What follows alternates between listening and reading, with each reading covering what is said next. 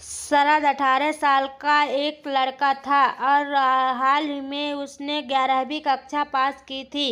उसकी बड़ी बहन अंजलि जो 24 साल की थी, कई सालों बाद घर वापस आई थी। अंजलि ने पहले अपने पिता के साथ बहस के बाद शादी करने से मना कर दिया था और फिर नौकरी के लिए दूसरे शहर चली गई थी। वह वहाँ अपने काम में व्यस्त रहती थी, लेकिन अब जब वह वापस आई थी तो शरद के आस-पास ही अक्सर घूमती रहती थी। एक दिन जब उनके माता-पिता घर पर नहीं थे, शरद ने गलती से अपनी पैंट की जिप को कहीं फंसा लिया था। अंजलि ने उसे मदद करने की पेशकश की, लेकिन उसके बाद उसका बर्ताव थोड़ा अजीब हो गया। उसने अनचाहे तरीके से शरद को छूना शुरू कर दिया और बोली, तुम अब 18 साल के हो गए हो, तुम्हारा शरीर भी अब बड़ा हो गया है। शरद इस बात से असहज हो गया और यह समझ नहीं पा रहा था कि अंजलि क्यों इस तरह का व्यवहार कर रही थी। अंजलि जब घर आई थी तो अक्सर शरद के कमरे में ही रहती थी। वह उसे खाना खिलाने से लेकर स्कूल से आने पर बैग लेने तक हर काम में मदद करती थी। शरद अब 18 साल का था और उसका ध्यान अपनी पढ़ाई पर केंद्रित था, लेकिन अंजलि का व्यवहार उसे उलझाने में डाल रहा था। शरद को अंजलि के इस अजीब व्यवहार से घबराहट महसूस होने लगी।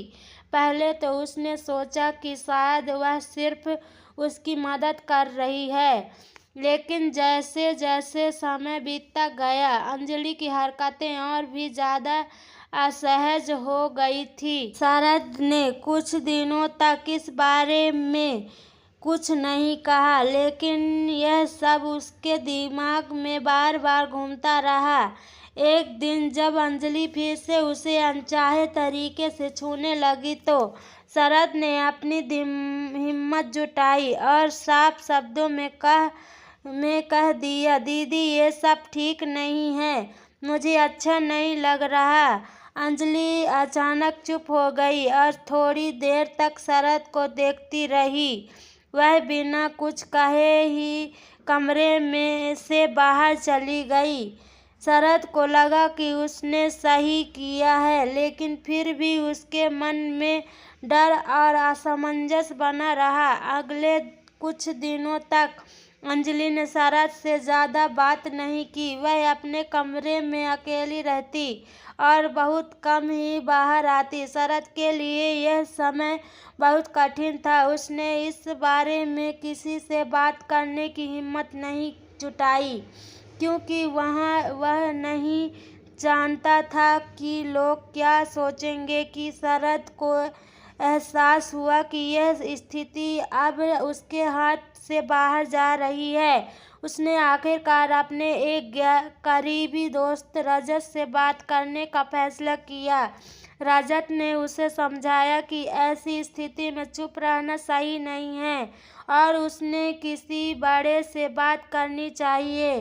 शरद ने आखिरकार हिम्मत करके अपने पापा से बात की। वह बहुत घबराया हुआ था, लेकिन उसने पूरी सच्चाई बता दी, ध्यान से उसकी बात सुनी और तुरंत अंजलि से इस बारे में बातचीत की। इसके बाद अंजलि को किसी काउंसलर से मदद लेने की सलाह दी गई, ताकि वह अपने बर्ताव को समझ सके और उस पर काम कर सके। शरद को राहत मिली कि उसने इस मुद्दे को दबाने के बजाय सही समय पर अपनी बात रखी। यह उसके लिए एक बड़ी सीख थी। जब भी कोई गलत या असमंजस महसूस करे तो उसे चुप नहीं रहना चाहिए और मदद लेनी चाहिए।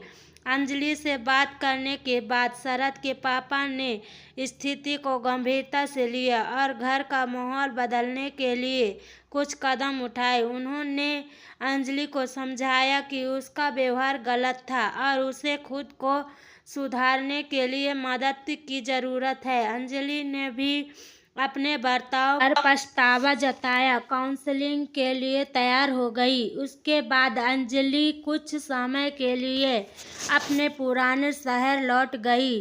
वह खुद पर काम कर सके और चीजें सामान्य हो सके। शरद के लिए यह अनुभव जीवन में एक बड़ी सीख लेकर आया। उसे यह समझ में आया कि कुछ भी असहज या गलत महसूस होने पर चुप रहना सबसे बड़ा नुकसान हो सकता है। उसने अपने पापा और काउंसलर से नियमित रूप से बातचीत की, जिससे वह धीरे धीरे मानसिक और भावनात्मक रूप से खुद को बेहतर महसूस करने लगा। कुछ महीने बाद अंजलि वापस आई, लेकिन इस बार उसका बर्ताव पूरी तरह बदल चुका था। उसने शरद से माफी मांगी और उससे यकीन दिलाया कि वह अब एक बेहतर इंसान बनने की कोशिश कर रही है। शरद ने उसे माफ कर दिया, लेकिन उसके रिश्ते में जो दूरी आ गई थी वह समय के साथ ही ठीक हो पाई। समय बीतता गया और शरद ने अपनी पढ़ाई पर ध्यान केंद्रित किया। उसने 12वीं कक्षा अच्छे नंबरों से पास की और कॉलेज में दाखिला ले लिया। इस दौरान उसने सीखा कि आत्मसम्मान और आत्म सुरक्षा सबसे महत्वपूर्ण है और किसी भी असहज स्थिति में खुलकर बोलना और मदद लेना गलत नहीं है। अंजलि ने भी काउंसलिंग से काफ़ी कुछ सीख कर आई और वह खुद को पहले से बेहतर महसूस कर रही थी और धीरे धीरे परिवार में भी सब कुछ सामान्य हो गया। इस घटना ने शरद को मजबूत और समझदार बना दिया था। उसने यह सीखा कि गलत परिस्थितियों से भागने के बजाय उनका सामना करना और समाधान खोजना ही सबसे अच्छा तरीका है। जैसे जैसे समय बीतता गया, शरद अपने जीवन में नए मुकाम हासिल करता गया। कॉलेज में उसका प्रदर्शन अच्छा रहा और उसने खुद को अपने कैरियर और व्यक्तिगत विकास पर केंद्रित कर लिया। हालांकि अंजलि के साथ हुई घटना का असर उसके जीवन पर कहीं न कहीं बना रहा है, लेकिन उसने उसे अपने भविष्य के रास्ते में बाधा नहीं बनने दिया। उसने इस अनुभव से सीखा कि किसी भी कठिन परिस्थिति से बाहर आने के लिए सही समय पर मदद मांग लेना बेहद ज़रूरी है।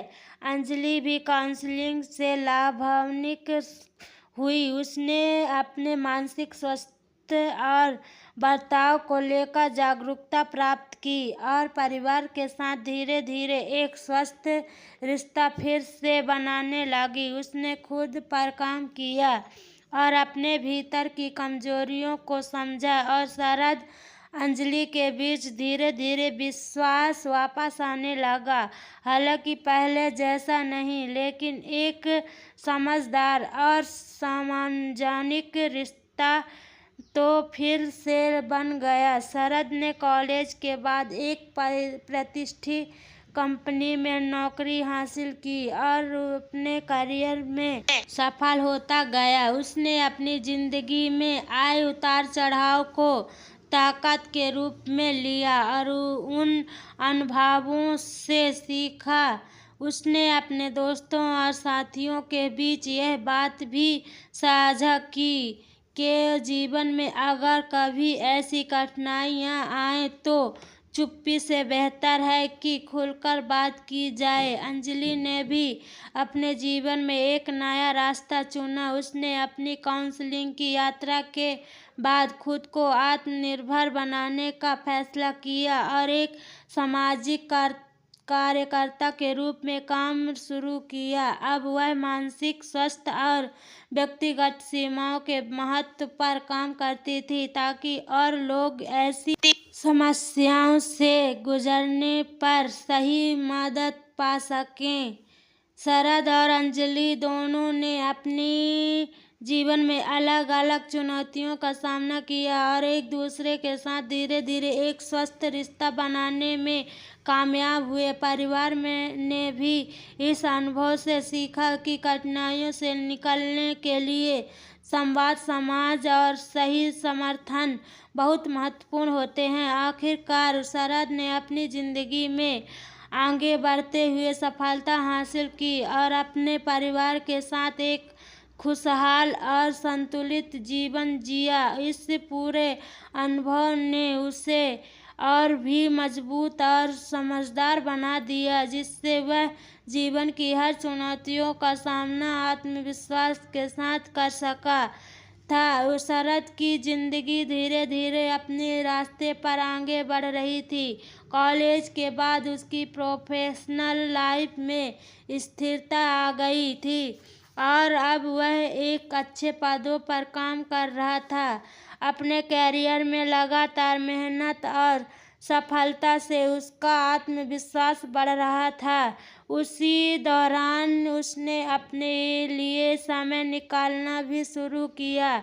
उसने एक नए शौक अपनाए, जैसे किताबें पढ़ना और यात्रा करना, जो उसे मानसिक शक्ति और ताजगी देते थे। अंजलि भी अपने काम में पूरी तरह से समर्पित हो गई थी। वह सामाजिक कार्यों में बहुत सक्रिय हो गई थी और मानसिक स्वास्थ्य पर जागरूकता फैलाने का उसका मिशन आगे बढ़ रहा था। उसने कई वर्कशॉप और सेमिनार आयोजित किए, जहां वह अपने अनुभवों को साझा कर दूसरों की मदद करती थी। लोगों को प्रेरित करना और उनकी समस्याओं को समझकर समाधान ढूंढने में मदद करना उसकी जिंदगी का उद्देश्य बन गया था। उसने न केवल दूसरों को फायदा हुआ, बल्कि अंजलि खुद भी पहले से कहीं ज्यादा शक्ति और संतुलित महसूस करने लगी। इस दौरान शरद की जिंदगी में एक और महत्वपूर्ण मोड़ आया। वह अपनी नौकरी के साथ साथ सामाजिक कामों में भी हिस्सा लेने लगा। उसने अंजलि के काम से प्रेरणा ली और समाज में सकारात्मक बदलाव लाने की दिशा में खुद भी योगदान देने की सोची। दोनों भाई बहन ने साथ मिलकर एक एनजीओ शुरू किया, जिसका उद्देश्य था मानसिक स्वास्थ्य से जुड़े मुद्दों पर जागरूकता फैलाना और जरूरतमंदों को सही मदद और सलाह उपलब्ध कराना। शरद और अंजलि का यह प्रयास समाज में एक बड़ा बदलाव लाने लगा। उनकी पहल को लोगों को समर्थन मिला और उनकी संस्था तेजी से बढ़ने लगी। शरद के लिए एक संतोषजनक अनुभव था, क्योंकि उसने अपनी जिंदगी में आई चुनौतियों से न केवल खुद को उभारा था, बल्कि अब वह दूसरों की मदद भी कर रहा था। उनकी संस्था का काम तेजी से बढ़ गया और देश के कई हिस्सों में उनकी सेवाएं उपलब्ध होने लगी। इससे दोनों भाई बहन को यह एहसास हुआ कि जीवन में आए कठिन समय को अगर सही ढंग से संभाला जाए तो उसे एक सकारात्मक दिशा में बदला जा सकता है। शरद ने आगे चलकर शादी भी कर ली और एक खुशहाल परिवार का हिस्सा बन गया। उसका जीवन पूरी तरह से संतुलित था, एक सफल करियर, एक खुशहाल परिवार और समाज में अपना योगदान। अंजलि भी अपनी जिंदगी में सुकून और संतोष महसूस कर रही थी। उसने अपने जीवन के अनुभवों से खुद को बेहतर इंसान बनाया और अब वह दूसरों के जीवन में भी बदलाव लाने का जरिया बन गई थी। दोनों भाई बहन का रिश्ता पहले से कहीं ज्यादा मजबूत हो गया था, क्योंकि अब उनके पास एक साझा उद्देश्य था, दूसरों की मदद करना और उनके जीवन में सकारात्मक बदलाव लाना। इसी तरह शरद और अंजलि दोनों ने अपने जीवन में आए मुश्किलों को अपने फायदे के लिए इस्तेमाल किया और एक नई राह बनाई जिससे वे न केवल खुद खुशहाल हुए बल्कि दूसरों की जिंदगी को भी बेहतर बना सके।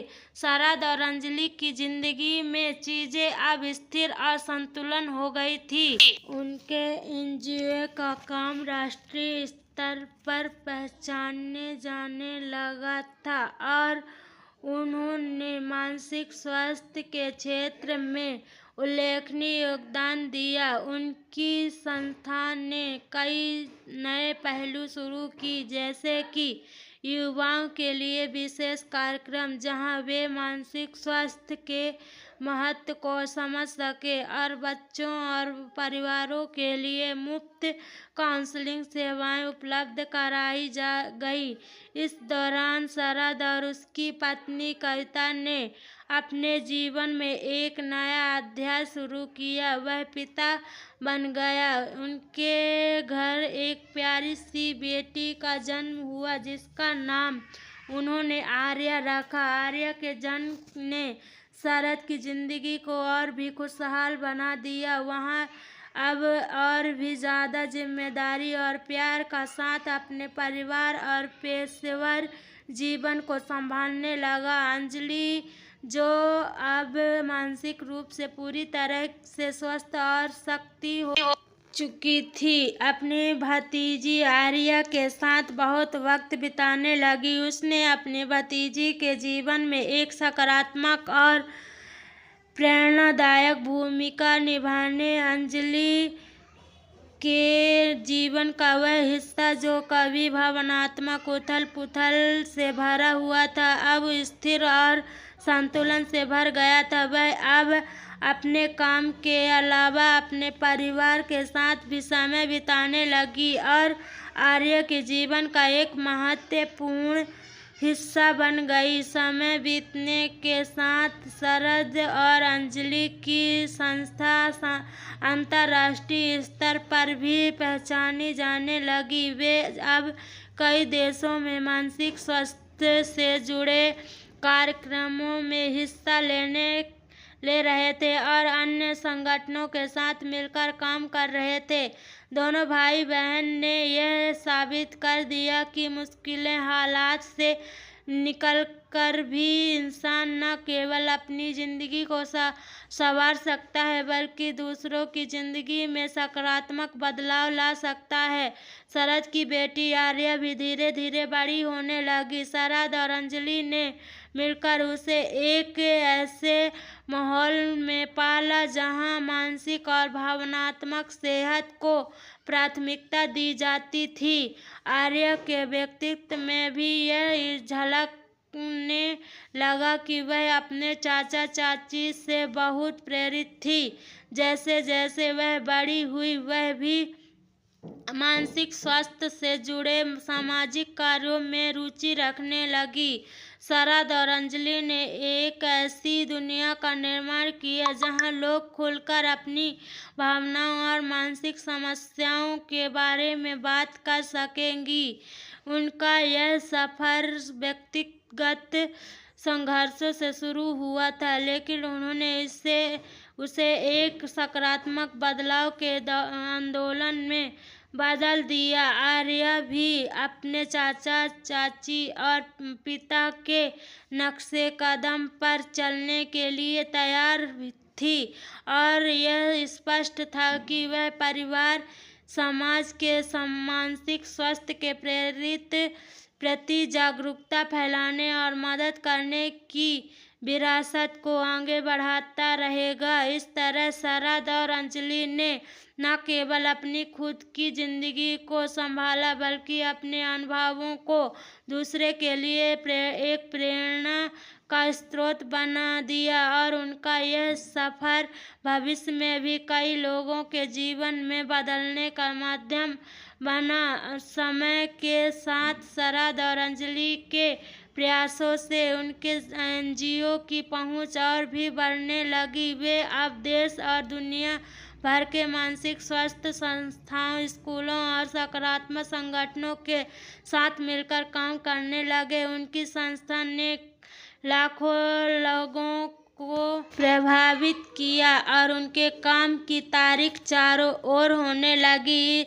सफर में शरद की पत्नी कविता और बेटी आर्या भी पूरी तरह से साथ देने लगी। आर्या कॉलेज में थी और उसने मानसिक स्वास्थ्य और मनोविज्ञान को अपने करियर के रूप में चुन लिया था। वह अपने माता पिता और बुआ के काम से बहुत प्रभावित थी और उसने भी इसी क्षेत्र में योगदान देने का विश्वास किया। उसकी पढ़ाई के दौरान ही उसने अपने कॉलेज में एक मानसिक स्वास्थ्य जागरूकता अभियान चलाया जो बहुत सफलता रहा। उसने आर्या को और भी प्रेरित किया और वह अपने परिवार की विरासत को आगे बढ़ाने के लिए उत्साहित थी। इस दौरान अंजलि ने अपने जीवन में एक नया कदम उठाने का फैसला किया। उसने एक किताब लिखी जिसमें उसने अपनी जिंदगी के अनुभवों और मानसिक स्वास्थ्य के संघर्षों के बारे में बात की। यह किताब जल्द ही बेस्ट सेलर बन गई और लोगों के दिल में को छूने लगी। अंजलि ने किताब में न केवल अपनी गलतियों और सीखों को ईमानदारी से समझा किया बल्कि यह भी बताया कि कैसे उसने अपने जीवन में बेहतर बनाया। और यह किताब मानसिक स्वास्थ्य के क्षेत्र में एक क्रांति की तरह थी। इससे हजारों लोगों को प्रेरणा मिली। शरद, कविता और अंजलि की टीम ने अब ऑनलाइन प्लेटफॉर्म पर भी अपने कार्यक्रम शुरू कर दिए। इसके जरिए वे दुनिया के हर कोने में लोगों तक पहुंचने लगे। डिजिटल युग में यह कदम उनके काम को और भी प्रभावित बनाने लगा। कुछ सालों बाद शरद और अंजलि ने अपनी संस्था के तहत एक बड़ा मानसिक स्वास्थ्य केंद्र स्थापित किया जो न केवल इलाज और काउंसलिंग सेवाएं प्रदान करता था बल्कि शोध और शिक्षा का भी केंद्र बन गया। यहाँ पर नए शोधकर्ता मानसिक स्वास्थ्य के क्षेत्र में अनुसंधान करते और संस्थाएं नई तकनीकों और तरीकों का विकास करना ताकि मानसिक स्वास्थ्य सेवाएं अधिक प्रभावित और सुलभ हो सके। और आर्यन ने अपने पढ़ाई पूरी करने के बाद इस केंद्र में काम करना शुरू किया और जल्द ही अपनी योगदान और जोश से खुद को साबित किया। वह अपने पिता और बुआ के कदमों पर चलते हुए मानसिक स्वास्थ्य के क्षेत्र में एक नई पीढ़ी का नेतृत्व करने के लिए तैयार हो चुकी थी। उसकी सोच और काम करने का तरीका नया और क्रांतिकारी थी जिससे संस्था को और भी ऊंचाइयों तक पहुंचाने में मदद मिली। शरद और अंजलि दोनों को गर्व था कि उनके जीवन में एक आए संघर्षों ने उन्हें और मजबूत बनाया और उन्होंने अपने अनुभवों से न केवल खुद को बल्कि समाज को भी बेहतर बनाया। उनके काम की वजह से लाखों लोग आज मानसिक स्वास्थ्य को लेकर जागरूक थे और उनकी जिंदगी में सकारात्मक बदलाव आ चुका था। शरद और अंजलि आर्या का ये सफर एक ऐसी कहानी बन गई जो यह बताती है कि जीवन में चाहे कितनी भी कठिनाइयां आए, अगर हम उनसे सीखें और दूसरों की मदद के लिए आगे बढ़े तो हम न केवल अपनी बल्कि दूसरों की जिंदगी भी संवार सकते हैं। उनकी यही यात्रा लगातार जारी थी और उनके प्रयासों से समाज में मानसिक स्वास्थ्य को लेकर जागरूकता फैलाती रही जिससे लाखों लोग अपने जीवन में सुधार और संतुलन हासिल कर पाए। दोस्तों, आपको यह कहानी कैसी लगी हमें कमेंट करके ज़रूर बताएं। प्लीज़ इस कहानी को डेटा शेयर, वीडियो को लाइक और कहानी चैनल को सब्सक्राइब करें। नोटिफिकेशन बेल आइकन को ज़रूर दबाएं ताकि आने वाली अगली अपडेट सबसे पहले आपको मिले। धन्यवाद।